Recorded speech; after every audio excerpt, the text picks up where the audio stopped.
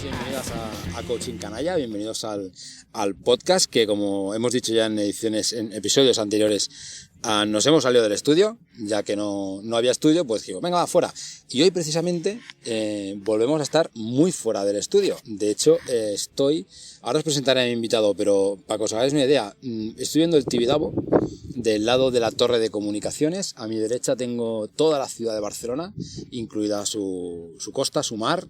Puedo ver todos los edificios, Sagrada Familia, ya lo diré mañana, la torre esta Akbar, no me salía el nombre, pero es que si miro hacia otro lado estoy viendo la Mola.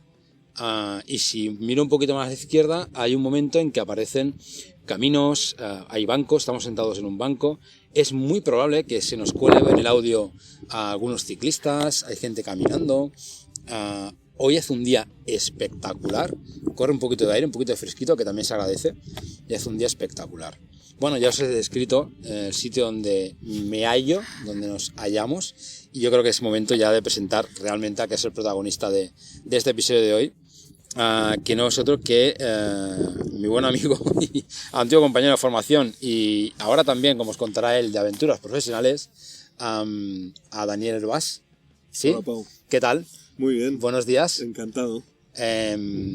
Gracias por traerme a este sitio. Pero, ¿por qué este sitio? Pues este sitio es como un rincón muy especial para mí. Y además hay como una escultura que es un círculo de piedras, que también hace referencia al sol y la luna. Y de alguna forma es esta forma de escapar de la rutina diaria, ¿no? Y entonces me vengo por aquí a correr, a caminar, a simplemente observar, ¿no? Y meterte dentro del bosque, que es una de las cosas que más me gustan en la naturaleza. Esta es la razón. Pues, Mirador de las Corts, ya os pasemos la ubicación, yo no lo conocía, yo he hecho un Paco Martínez Soria hoy, no sabía dónde estaba, cuando llego aquí digo, por favor, ¿esto qué es? Mira que me conozco, explicaba Dani, me conozco en la otra parte del Tibidabo hacia abajo, la parte que da, digamos, pues a Sant Cugat, Rubí, sí, Sardañola, pero esta parte la verdad es totalmente desconocida. Bueno, Dani para los amigos, sí, es coach profesional, y también es docente de formación profesional para la ocupación. Y claro, hoy, si miramos su tiempo atrás, Dani es muchísimas cosas. Yo le propongo participar en este podcast porque con él siempre he tenido una vinculación de un coach que va de la mano de la creatividad. Dos elementos que a nivel profesional tienen todo el sentido del mundo, pero que no es fácil conjugarlos, y que Dani ha hecho cosas que ahora nos explicará que es multifacético, es decir, es un artista poliédrico, porque bueno, ahora vamos a ir desgranando un poquito. Pero antes de empezar todo, porque Dani, tú vienes del mundo del diseño, sí. Tú trabajabas en la SEAT, si no recuerdo mal, en el tema de diseñar coches. Sí, correcto. ¿Sí? Y de pronto pasas la formación pertinente y eres coach profesional. Sí. ¿Qué es ese momento? Es decir, ese Dani coach, ¿qué se hace coach? Bueno, ese momento nace, como tú sabes, como una chispa pequeñita, ¿no? Dentro de tu corazón, ¿no? Estás trabajando, estoy en el mundo profesional del diseño, muy metido, trabajando para el grupo Volkswagen, con viajes, con un estrés bastante alto, la verdad. Y hay un momento en el que empiezas a escuchar esa vocecita adentro, ¿no? Y dices, ¿qué está pasando aquí? Algo me chirría, ¿no? Y esto es algo que se trabaja mucho en coach, ¿no? Este punto, ¿no? En el que algo te desestabiliza, ¿no? Y fue ahí cuando empecé a indagar y llegué al Instituto Gestalt, ¿no? Donde te pude conocí a los formadores y a todos mis compañeros, que les tengo muchísimo aprecio, y me ayudó muchísimo, pero no tanto porque me empecé a dedicar o me quisiera dedicar como coach, que era una de las opciones que tenía en mente, sino para ver mi vida desde otro lugar. Entonces empecé a ver toda mi rutina de diseñador desde otro lugar, muy diferente, mucho más humano, mucho más cercano, y esas sensaciones de primero no se me olvidarán nunca. Además las pude compartir contigo y con otros compañeros, y no se me olvidarán nunca. O sea, realmente muy importantes en mi vida. Es cierto que el coaching, cuando haces un proceso con las personas, precisamente hay este punto de ruptura, ¿no? Sí. Este momento que nosotros lo vivimos en nuestras formaciones, porque hemos de agradecer que fuese muy vivencial. Es cierto que hay ahora formaciones de coaching que no lo son tanto. El sector tiene estas cosas. Tuvimos la suerte de participar en un proceso muy vivencial que nos colocaba en la misma situación que nuestros futuros clientes, Sí. tanto a nivel individual como grupales. Sí. Y ahí saltas ya al mundo del coaching. De hecho, tú sigues ejerciendo como coach. Sí, correcto. Ahí continúo formaciones de facilitación sistémica en las cuales abordan el coaching desde ciertos aspectos de lo que sería la terapia Gestalt, sin entrar en lo que sería la terapia propiamente dicho, pero sí que coge herramientas de allá. Y eso me abrió un mundo, y aquí conecto con la creatividad, porque aquello realmente fue relevante en cuanto que empecé a darme cuenta de el potencial que podía tener en el coach todo lo que es mi parte creativa. Claro, yo soy diseñador, aparte de diseñador, pintor, he hecho escultura, y ahora estoy muy metido con la música, y esto me está dando una visión mucho más holística de lo que es digamos, el coach al uso, ¿no? Entonces, que a su vez, y ya tiro del hilo, me lo llevo a la docencia. Lógicamente no son sesiones de coach en la docencia, pero sí que es verdad que ayuda mucho a conectar y a generar confianza con el grupo para tener o generar unas formaciones integradoras y que conecten con el alumnado.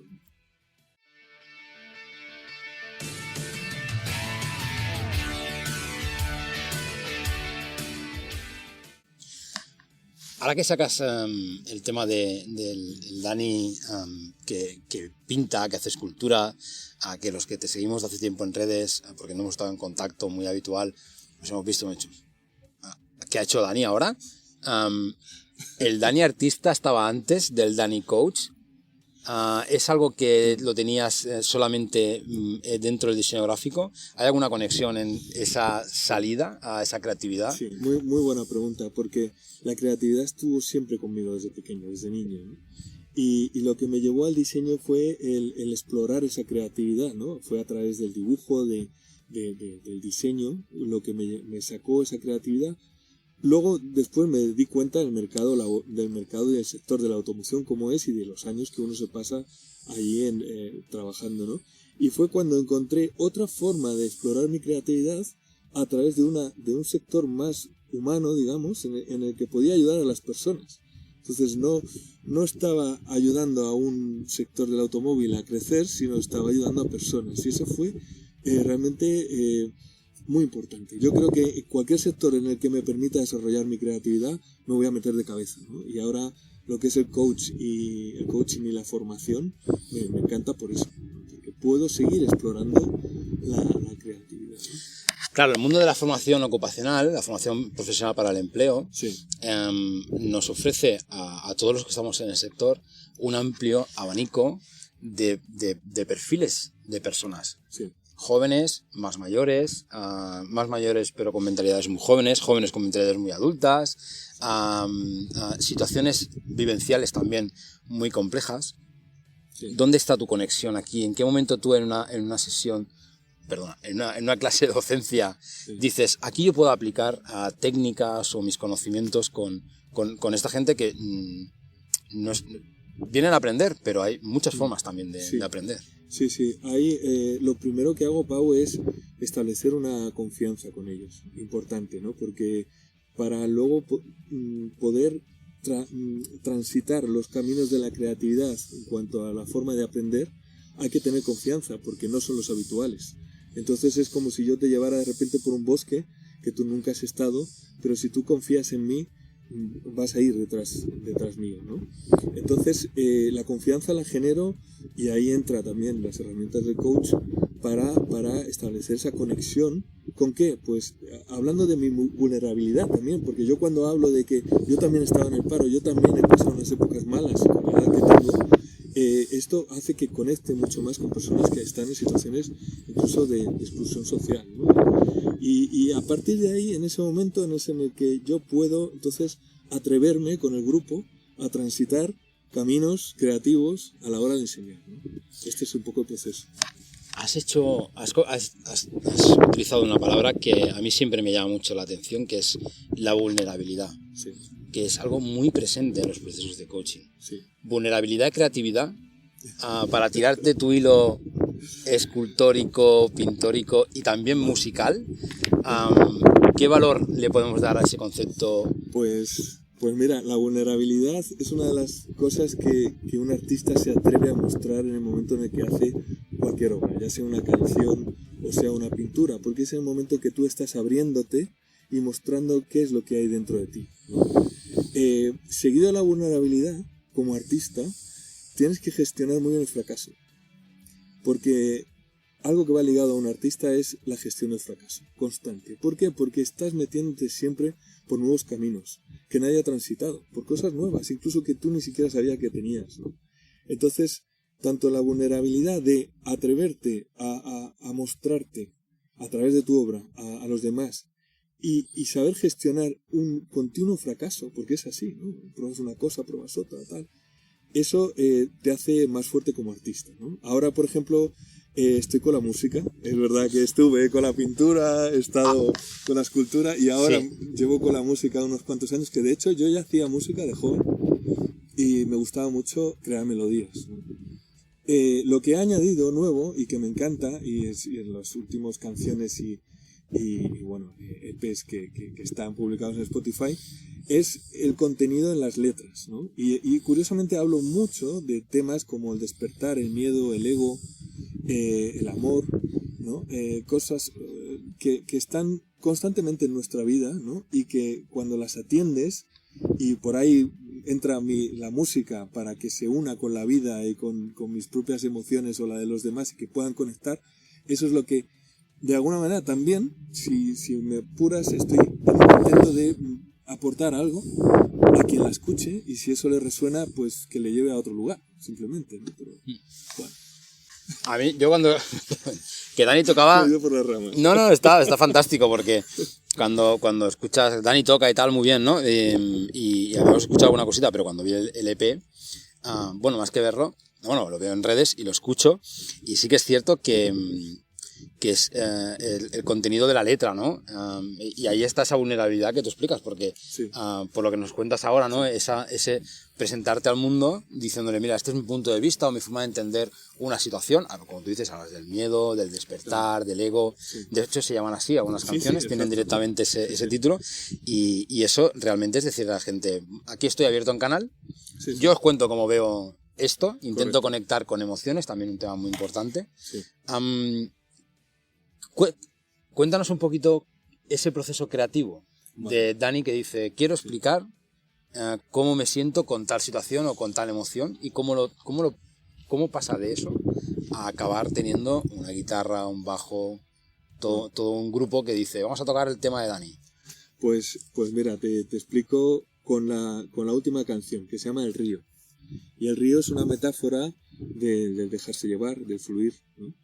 Y que tiene que ver mucho con nuestra sociedad, ¿no? Tiene que ver con que hoy día queremos controlarlo absolutamente todo, ¿no? Además vamos con el reloj, ¿no? Con el cronómetro, ¿no? Y este verano, y te explico el proceso creativo, este verano acabé por ahí, por bueno, entre Palencia y Cantabria, más o menos por el principio del río Ebro.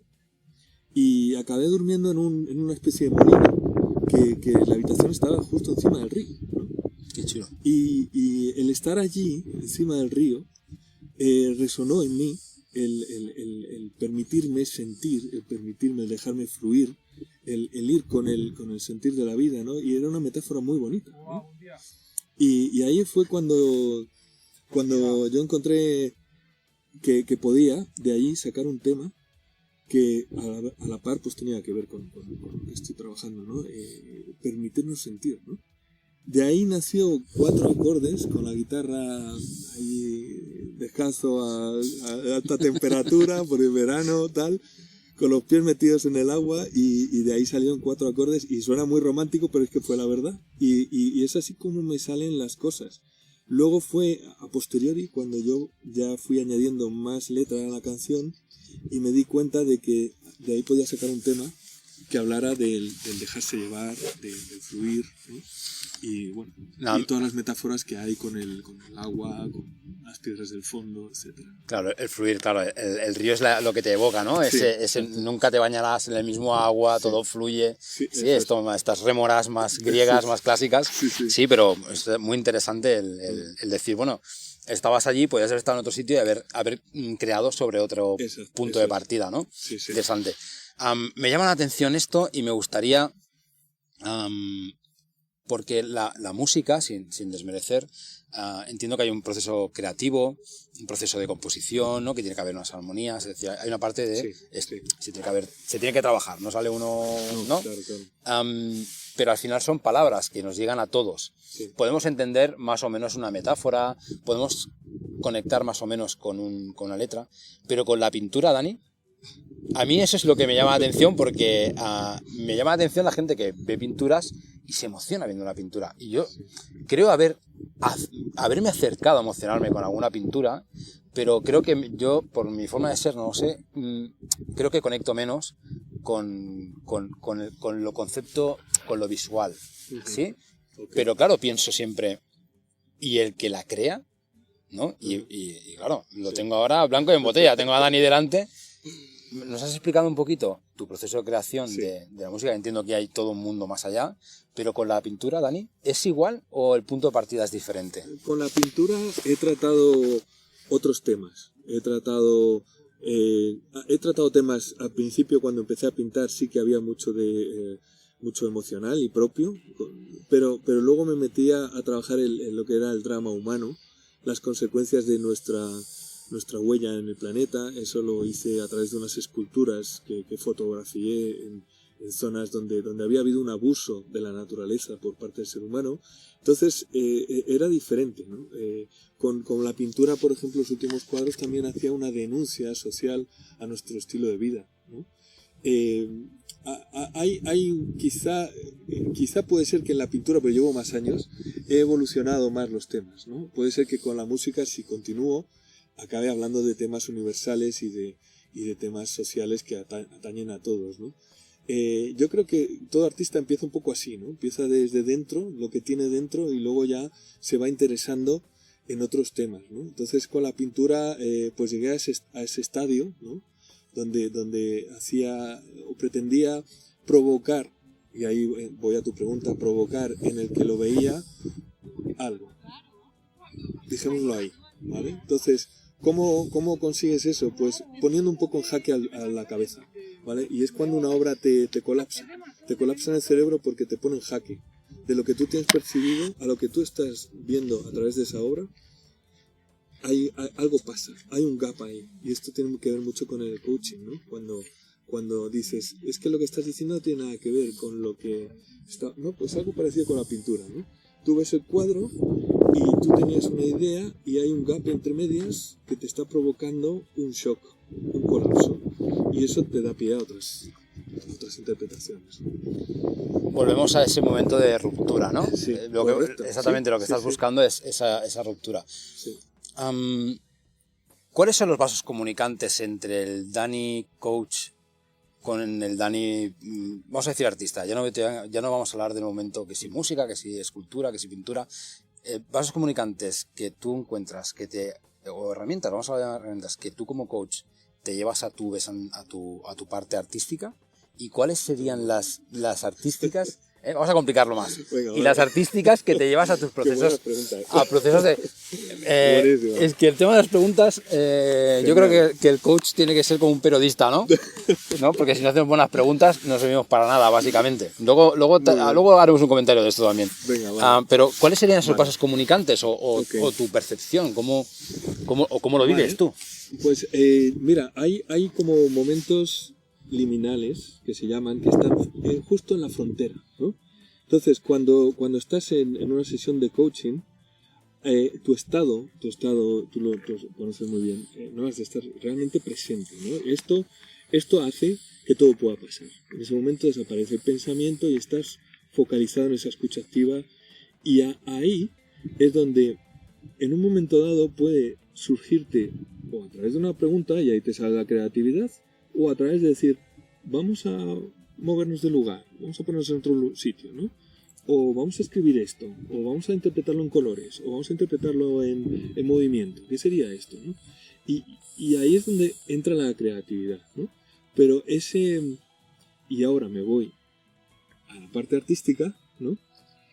Donde tienes que tener realmente un coach dentro que te automotive, Vale. que te relativice también, que te saque del ego, que te coloque de nuevo también en esa posición de estoy aquí, ¿no? Yo cuando pinto o cuando contaba lo de la composición de la canción del río, dejar que todo se coloque de alguna manera. Es decir, ese momento en el que no entra a la cabeza, ¿no? Hay mucho de cuerpo, hay mucho de sentir, de estar, de ver lo que viene, y ahí nace algo, ¿no? Cuando entra demasiado a la cabeza, por lo menos como yo lo veo, tanto en un proceso de coach como en un proceso creativo, empiezan a tirar de librería ¿sabes? Y ahí mal en el sentido porque no se deja ese espacio, como digo, le digo liminal porque es como fronterizo entre lo que sería la cabeza y el instinto, no sé, un estar y no estar, ¿no? Un muerto no muerto, algo así, no sé.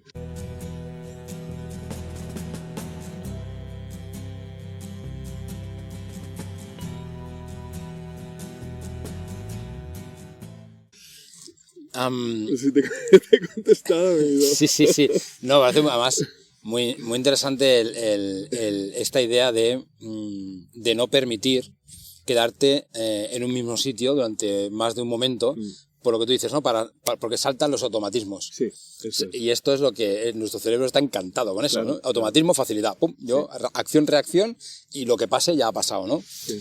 Entonces, este tipo de trabajo de no permitir o hacer que sea el mínimo tiempo posible y estar sacando continuamente bueno, ya no sé si en la zona de confort, pero sí forzarte a que no respondas de la misma manera, es una forma de trabajar.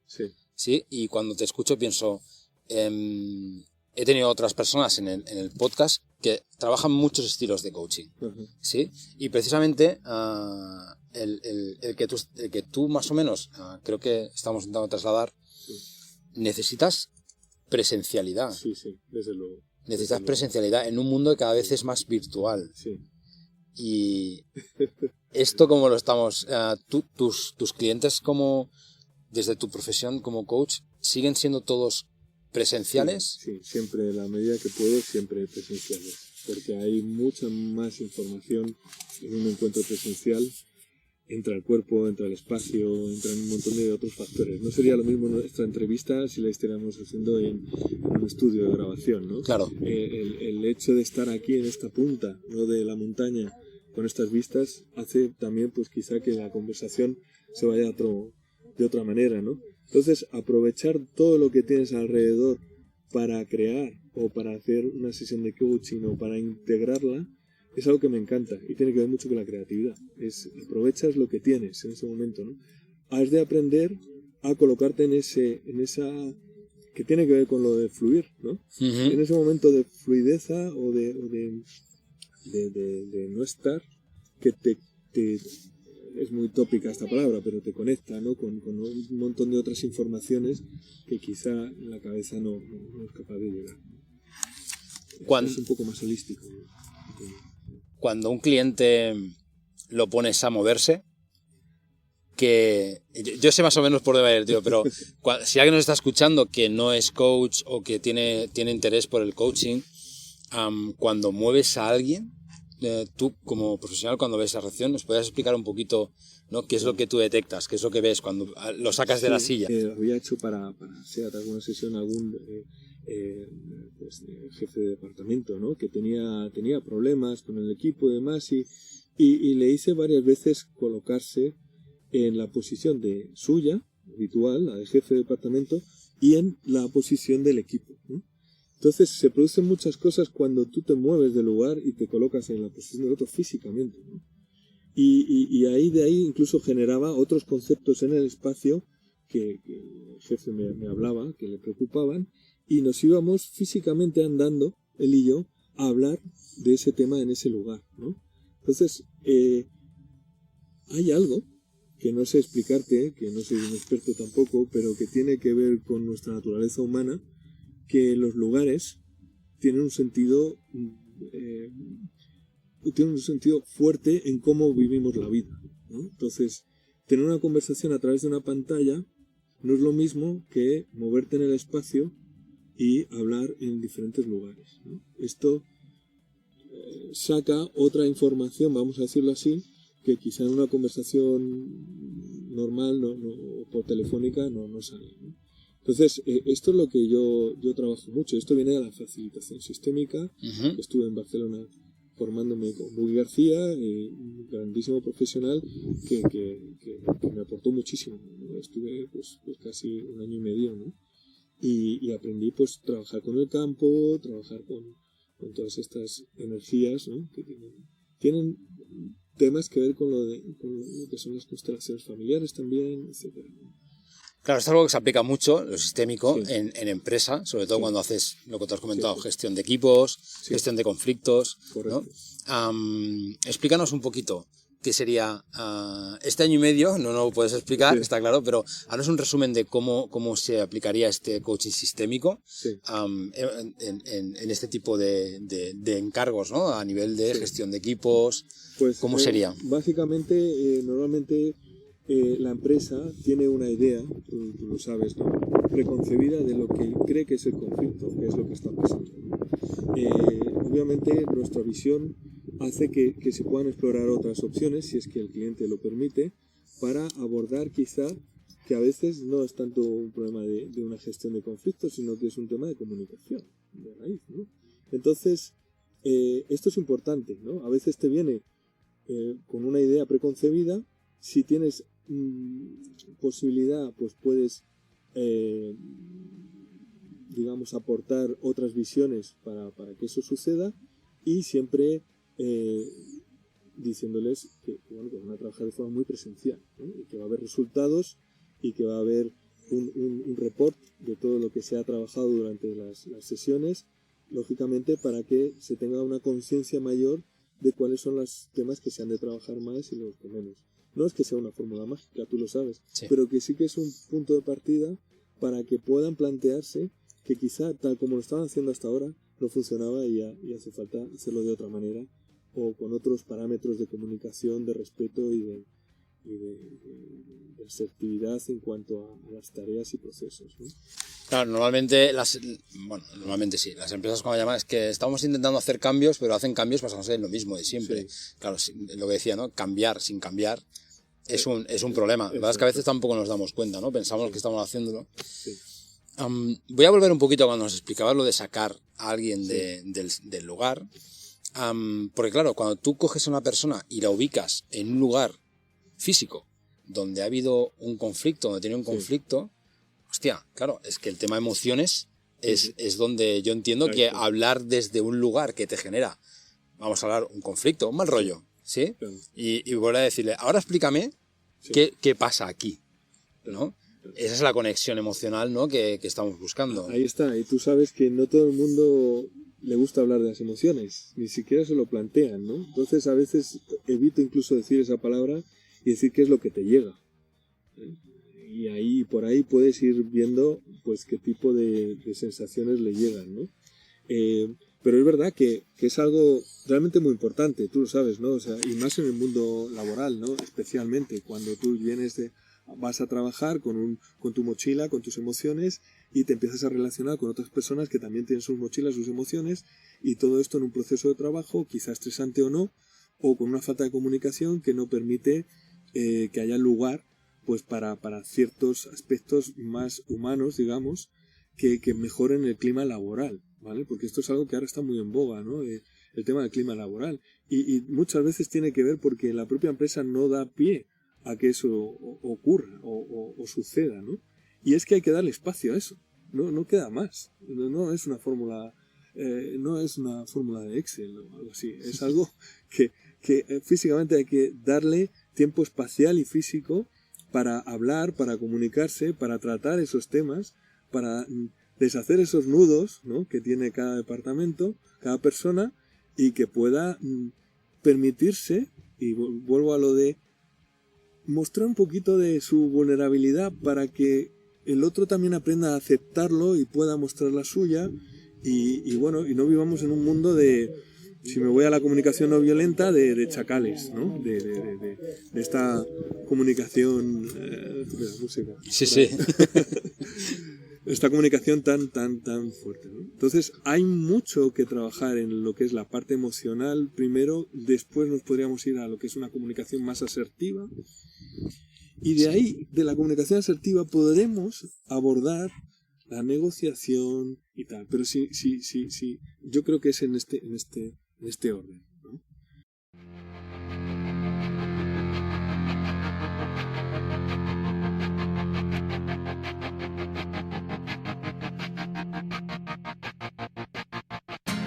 Pienso mucho cuando te escucho y lo has comentado, has hecho el tema de la comunicación.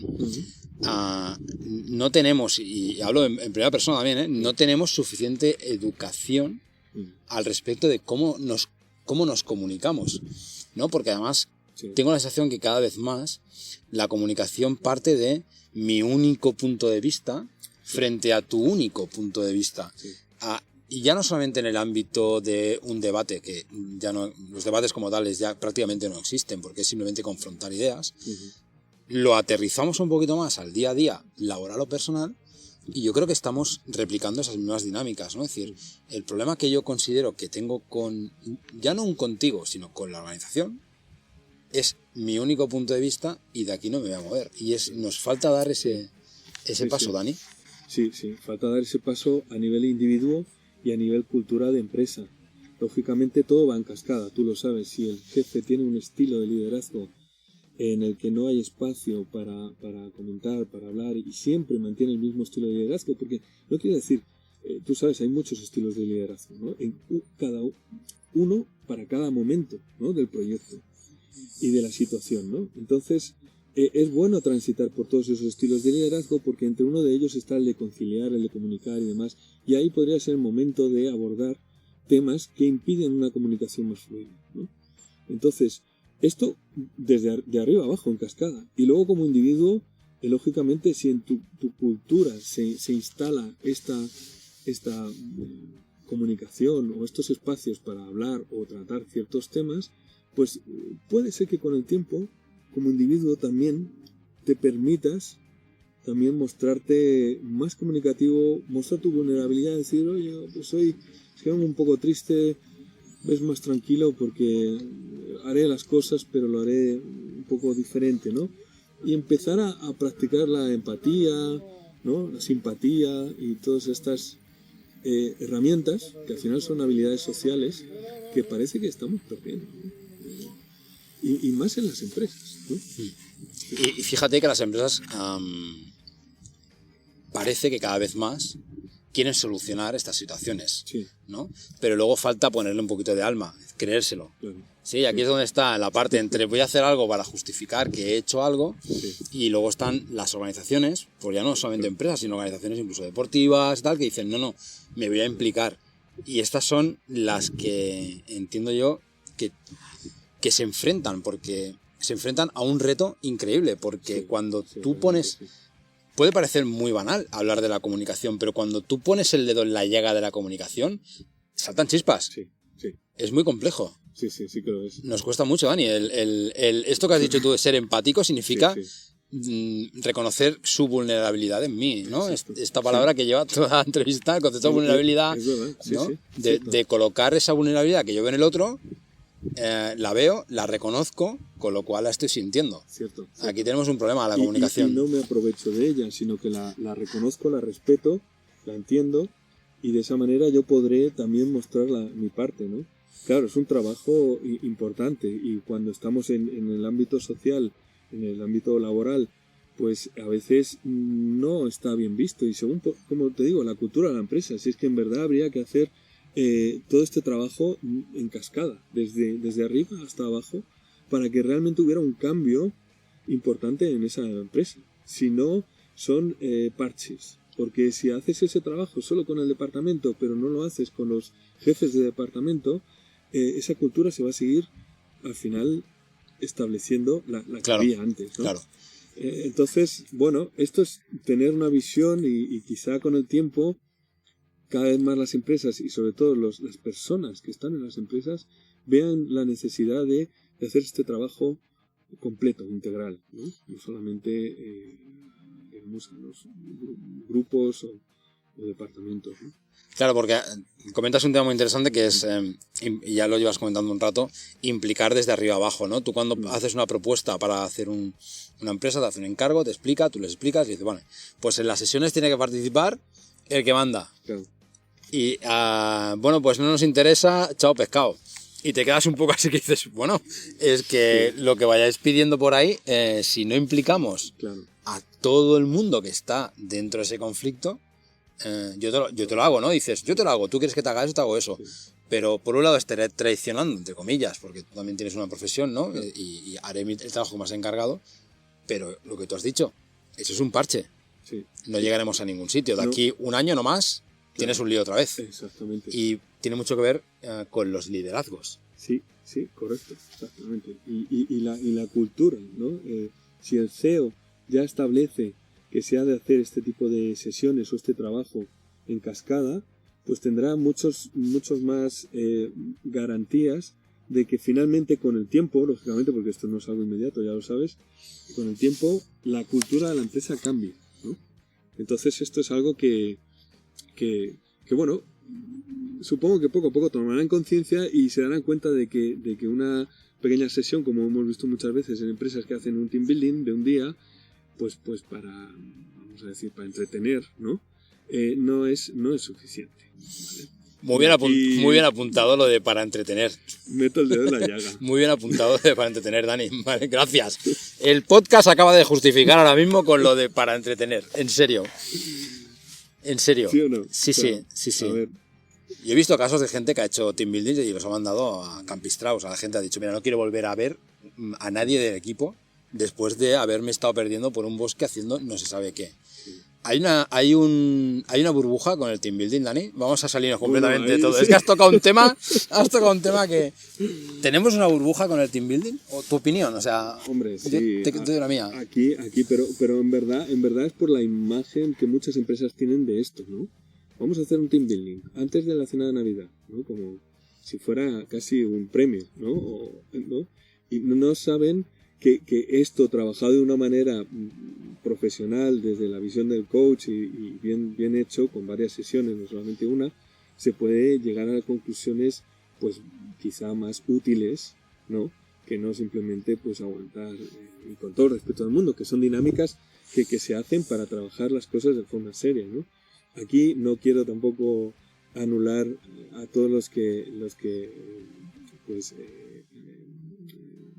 aceptan, digamos, hacer ese tipo de trabajos, pero son incompletos para mí, por poner un adjetivo, son incompletos. Claro, yo cuando comento lo de la bruja me refiero que a veces hay empresas que simplemente cogen y dicen, hay un listado y dicen, venga, lo que tú has dicho, antes de la cena de Navidad, esta actividad, que es construir un kart. Me lo he inventado y sé que hay empresas que se dedican a esto y por favor, si nos escuchan, estamos encantados con que haya empresas. Correcto, el problema es lo que tú has dicho, no es quien ofrece el servicio, porque se entiende que hay un trabajo detrás, es quien te contrata solo una parte del servicio. Correcto. Y entonces tenemos esta ciudad que al final acabas construyendo un kart y una cena de Navidad donde la gente acaba fatal, ¿no? Y entonces la culpa se la echan al pobre chaval, a la pobre chica que ha estado currando todo un team building, un trabajo que tiene un sentido. Y los trabajadores y trabajadoras, ¿no? Cuando dicen de aquí 6 meses, vamos a hacer una actividad, pues se ponen enfermos, se cogen días de vacaciones. Claro, yo he escuchado 1000 historias, es decir, voy a hacer un team building de 50 personas y había 15. ¿Qué hago con esto, no? Es una pena que haya cogido este matiz, la palabra, porque el objetivo era realmente mucho más positivo. Y perdonad que tenemos aquí unos ciclistas. Es el lugar, no pasa nada. Pues esto, ¿no? Ha perdido el matiz. No, tranquilos. Estamos aquí grabando el podcast, hemos hecho el lugar de paso. Y ahora tenemos un grupito de mountain bikers, no sé si llevarán así ellos mismos. Y están liando una muy buena, pero bueno, que se lo pasen bien. Que esto es el coaching canalla fuera del estudio. Esto es lo que había. Así que nada, adelante, que lo disfruten. Pues nada, eso, volviendo al tema, que eso, que el matiz de esta palabra pues se ha perdido porque, como tú bien dices, es incompleto. La culpa no es de quien los ejecuta, sino que las empresas piensan que con esto van a arreglar problemas quizá más profundos de la cultura de su empresa. Dani, si tuvieses que... Nos salimos un poquito... estoy totalmente de acuerdo con lo que has comentado el tema del team building, ¿eh? Es decir, hay una parte que, y no todas las empresas, tampoco que nadie malinterprete, gente que se deja, ya no solamente el dinero porque tiene un precio, hay unos profesionales que se dedican, se dejan parte de sus creencias o de limitaciones y apostar por estas situaciones y funcionan. El otro día tenía una conversación también al respecto de son las personas las que cambian, las organizaciones les cuesta mucho cambiar, las estructuras están muy enraizadas. Sí. Cuando hablamos de hacer procesos de coaching en empresas, damos por hecho que lo que no cambias es el todo, cambias partes. Claro. Pueden ser procesos muy profundos, pero cambias partes, ¿no? Sí. Es muy difícil cambiar el todo. Correcto, porque hay una cultura, hay la sombra a veces incluso de que encendió la empresa.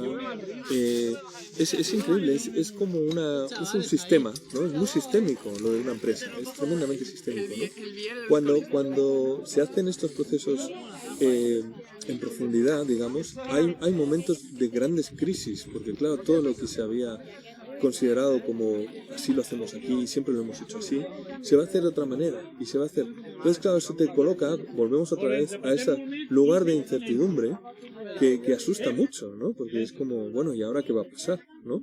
Y ves como poco a poco se transforma. Entonces, no es que sea un cambio radical y de repente te encuentres en el vacío de ¿y ahora qué hacemos?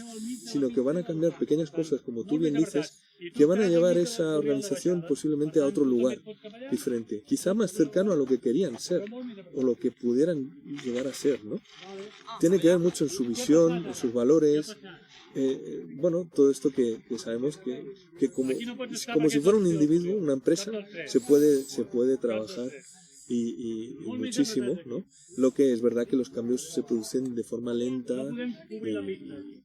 y más de forma más natural, ¿no? Son cambios violentos, ¿no? Así que cualquiera que nos esté escuchando, no es que de repente vais a cambiar totalmente, que esto no es verdad, no sucede, ni con es un proceso que se han de trabajar bien, se han de sacar resultados, se ha de contrastar, se han de evaluar los valores, la visión de la empresa. Todas estas cosas que parecen muy tópicas, pero que en verdad hacen que una empresa pueda ir hacia otro lugar, ¿no? Y más con los cambios tecnológicos, generacionales que estamos viviendo, también de género, etcétera, etcétera. Es decir, esto es algo que a veces se olvida, pero que en una empresa es muy importante. A veces había hecho líneas incluso con personal para ver la antigüedad y ver qué puede aportar alguien que lleva muchos años y qué puede aportar alguien que viene joven, ¿no? Y eso también ayuda, ¿no? Entonces, como te decía antes, aprovechar todo lo que hay para preguntar ¿hacia dónde queréis ir? Porque es muy importante saber dónde quieres ir, ¿no? Y eso a veces las empresas cuando contratan este tipo de servicios no saben, ¿no? Y es importantísimo. Soy esta empresa y quiero ir hacia allá. Vale, ¿cómo lo quieres hacer, no? Empezaríamos con las preguntas potentes, ¿no? Porque ahí van a estar los parámetros que van a definir las sesiones grupales, individuales, más o menos en cascada o no, digamos, para llevar esa organización a su lugar. Pero bueno, estamos hablando ya de grandes procesos, ¿no? Sí, porque además tenemos un melón aquí, si abrimos, que es el tema de misión, visión y valores del punto de partida. Es decir, no será la primera vez que una empresa pide que la gente comparta una visión y valores que ya existían antes de un gran número de componentes en su plantilla, ¿no? Personas que igual no tienen nada que ver con, ¿no? Qué importante es revisarnos, ¿no? y sobre todo hacer partícipe al máximo de plantilla. Esto es una rara avis, lo de empresas que se involucren realmente en poner. Realmente yo no soy tampoco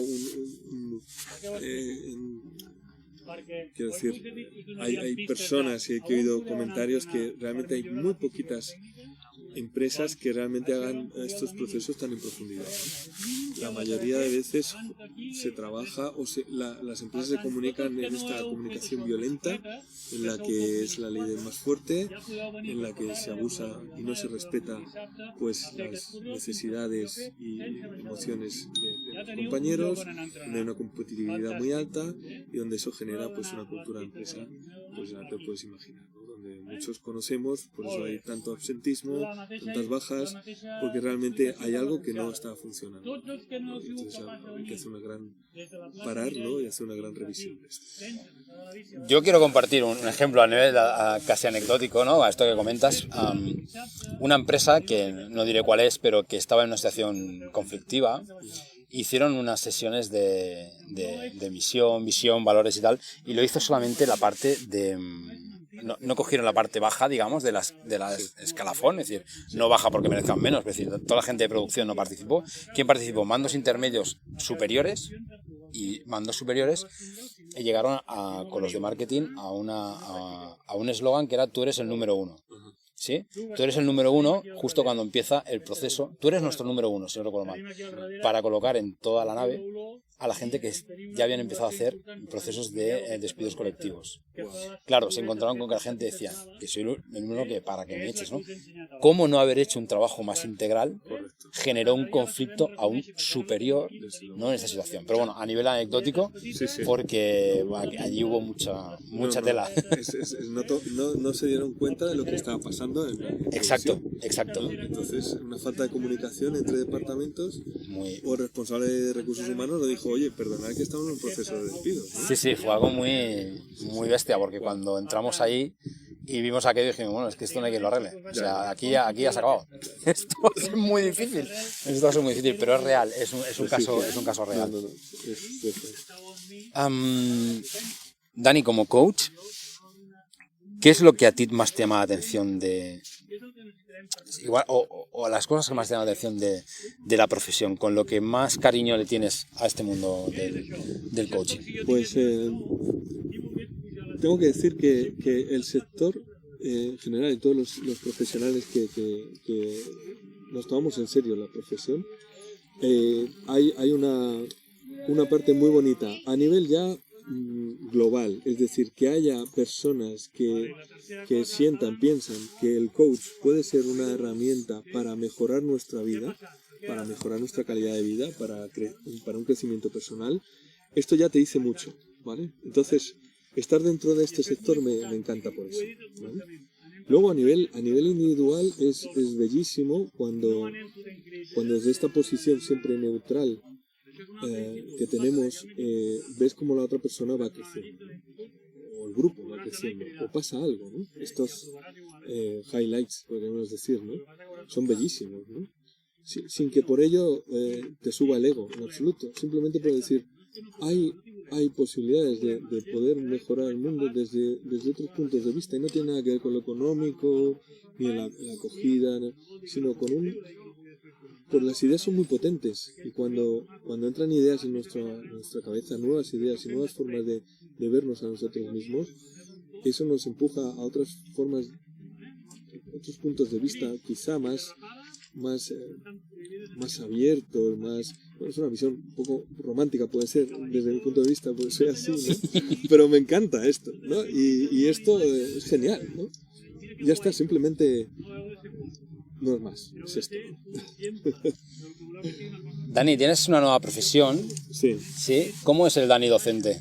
Dani coach, creo que nos has explicado muchas cosas. Sí. Creo que la gente que nos escucha ha visto esas diferentes aristas. Nos has hablado de empresas, nos has hablado de organización, nos has hablado de cómo compones, de esos vasos comunicantes. ¿Y el Dani como docente?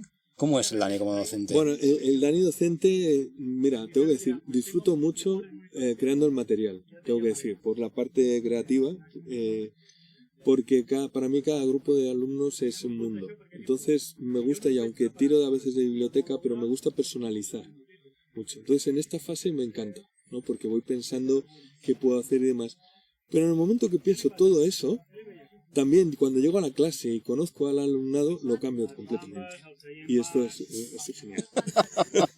Es decir, porque al final mi cometido es que esas personas se lleven esa formación integrada y también muchas veces, y especialmente en la parte ocupacional, tú lo sabes, eleves la motivación. Eleves la motivación de esta persona que acaba de quedarse en el paro, que lleva 1 año o 2 en el paro y que le está costando. Entonces, casi las primeras clases yo me dedico a subir la motivación, a encontrar cuál es la parte que puedo potenciar en cada uno de los alumnos, ver cuál es el que más habla, el que más se queja, esa visión de cada individuo de forma independiente me ayuda a personalizar más el qué. Y entonces le propongo retos.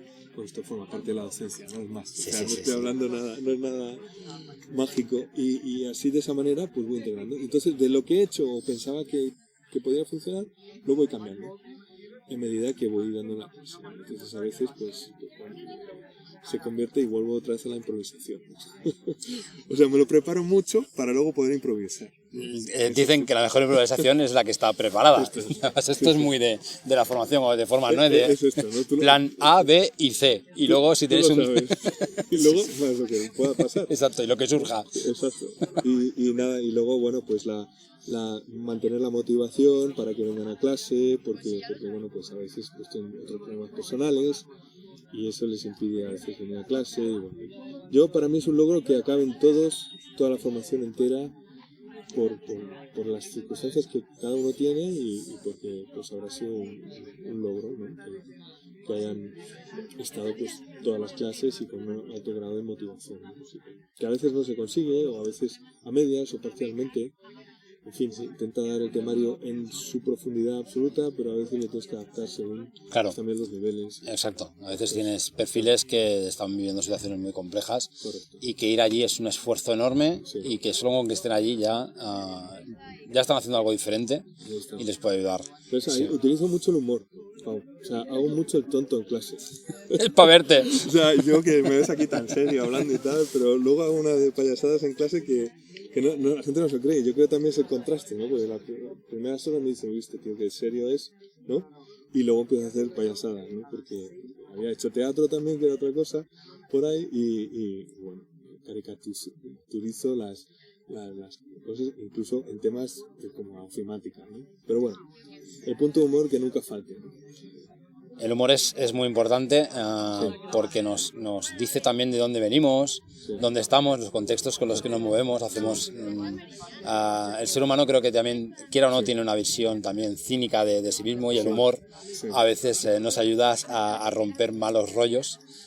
Riéndonos de nosotros mismos, de situaciones a veces un poquito complejas. Bueno, para mí el humor es básico en el día a día, si no... ¿Cómo era aquello de solo nos queda sonreír o aquella frase? ¿Cómo era? Bueno, la única salida es reír, ¿no? Decían, la única salida es reír. Me queda una pregunta que pueden ser dos para ir acabando. Sí. No sé si quieres, ¿hay algún tema que te quede por tocar? Porque hemos hablado de pintura, de música, de coaching, docencia, has sacado por aquí teatro, hemos hablado de empresas. Entonces, si te hago la manga, no sé, si no, yo voy a por el... ¿Sí? Venga, va.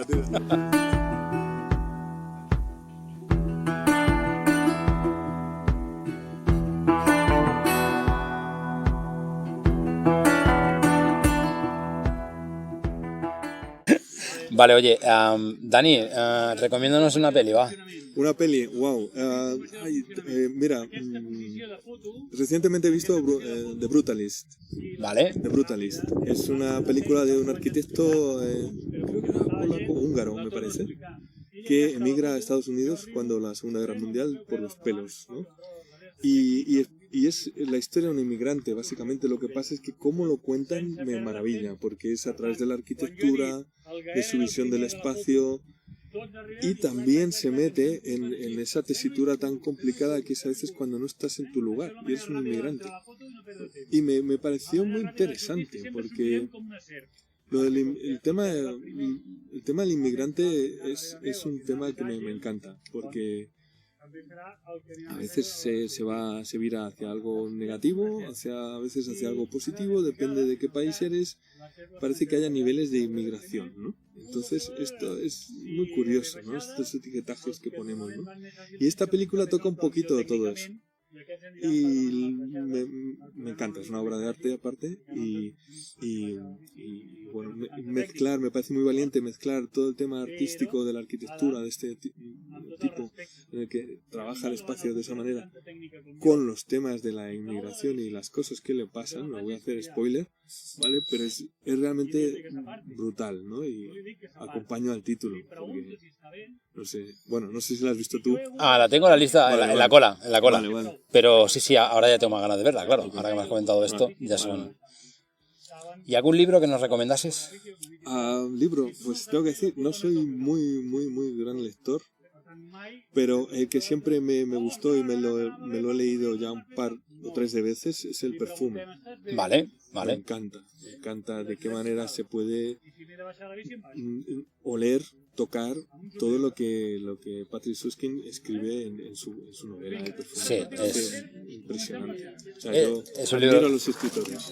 es una pasada, pero este es un libro además, como tú dices, que consigue dar una intensidad a la narrativa y te ubica allí, en algunas escenas donde dices, ostras, que me va a tocar la pierna porque yo lío algo. Sí. Exacto, sí, es un libro muy interesante. Sí. ¿Con qué canción de tu último EP vamos a despedir este episodio del podcast? ¿Cuál nos recomiendas y por qué? Mira, pues tendría 2, vale, por así decirlo. Mira, voy a empezar por la del Río, que es un sencillo que ha salido ahora, que precisamente habla del dejarse fluir, del permitirse sentir, de permitirse explicar lo que sientes, que a veces parece tan obvio, pero no es así. Y luego hay otra que en tono metáfora de coger un vuelo, del miedo a volar, pues te pueda llevar a eso que se llama miedo. El miedo es un buen compañero, pero tampoco hay que hacerle demasiado caso. A veces hay que decirle gracias por protegerme, pero hasta aquí. Bueno, hasta aquí, ¿no? Ya sabes. Pues así que me quedo con estas 2, El Río y Miedo. Fantástico. Dani, ha sido una pasada. Gracias. Muchísimas gracias también. Porque de cosas que tenía yo más o menos pensado poder hablar contigo, hemos abierto melones. Y tenemos aquí la frutería abierta completamente. Es decir, está muy bien. Está muy bien y bueno, el lugar es espectacular. Ahora tenemos aquí, parece que vaya a empezar aquí una carrera. Ahora ya son menos, pero aquí había como 50 o 60 bicicletas al momento. No sé cuánto habrá entrado en sonido ambiente, pero bueno, es que es un lugar fantástico. Ha sido un rato muy agradable. Espero que quien nos escuche lo estén y lo hayan disfrutado tanto como yo, como mínimo, porque ha sido genial volver a verte, estar aquí y en este rinconcito que es punto de unión de mucha gente. Aquí ha pasado muchísima gente caminando y en bicicleta y por aquí. Una pasada y bueno, es un día entre semana. Esto el fin de semana tiene que ser las Ramblas. Sí, mira, ahora vienen 2 jinetes por allá con sus caballos. Y también, que antes relincha uno, no lo he visto venir, me da un susto tremendo. Muy bien. Pues un placer, Pavo, y la verdad que es un encuentro muy bonito, un formato entrevista. Me han encantado tus preguntas y muchas gracias, Dani. Nos vemos pronto, ¿vale? Vale. Venga, chao. El alma con las maletas hechas, la vida esperando en la puerta de embarque, hasta que un día dices ya no más y das el paso temblando. Subes al avión de tu vida, sí, puede que haya turbulencia. Haz lo que temes y el miedo morirá. Abraza tus miedos y empieza a volar. He aprendido que el miedo no es malo, sino algo dentro de ti que quiere moverse, porque hay una vida que te está esperando, una versión de ti mismo más libre. Volarás con miedo, pero volarás. Subes subes al avión de tu vida y sí, puede que haya turbulencia. Haz lo que temes y el miedo morirá. Abraza tus miedos y empieza a volar. Haz lo que temes y el miedo morirá. Abraza tus miedos y empieza a volar. Volarás con miedo, pero volarás. Subes al avión de tu vida y sí, puede que haya turbulencia.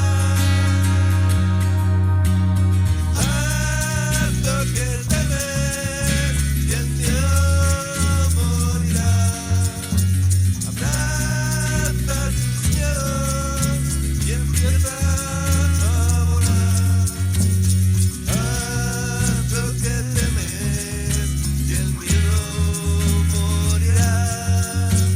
Abraza tus miedos y empieza a volar.